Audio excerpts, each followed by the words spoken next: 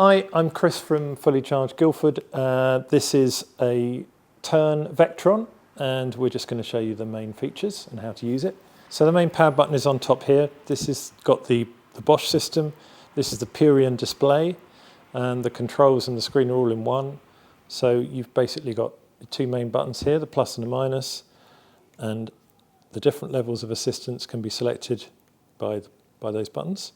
You can turn the system off altogether, so you'll have the lights, etc. on, but no motor assistance.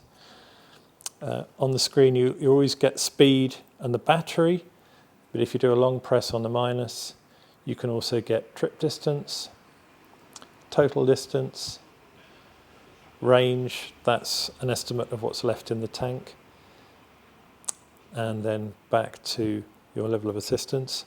The lights can be turned on and off with a long press on the plus.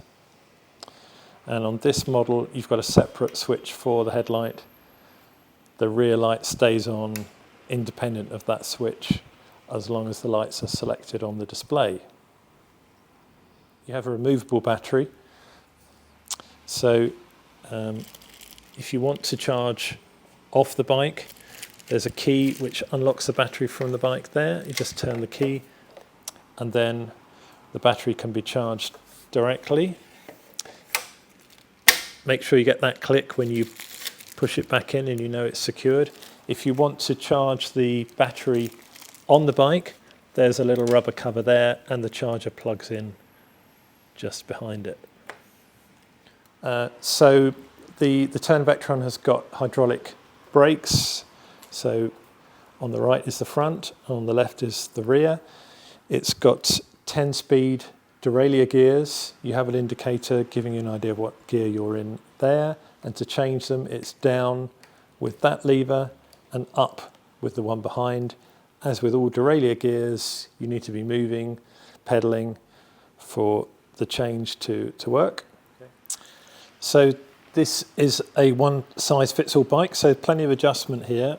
On the handlebars, you've got these two levers that allow you to move them around quite a bit to get them in the right position for you. There's also a telescopic seat post, two quick release levers like so, lets you move it up and down quite a bit. Just make sure that you don't exceed the limits marked on the front of the two seat posts in the numbers there. Okay, so obviously it's a folding bike, so let's just show you how that works. So I've undone the main catch here in the middle of the frame. Then you swing the handlebars round.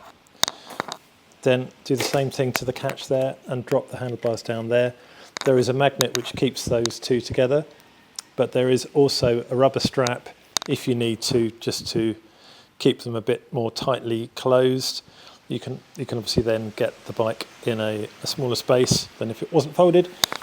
So if you need to, you can remove the pedal on the right side by just pulling this collar in and pulling the pedal out.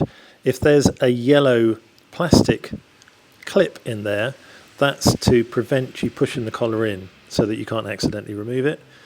Assuming it's not there, it's as easy as that.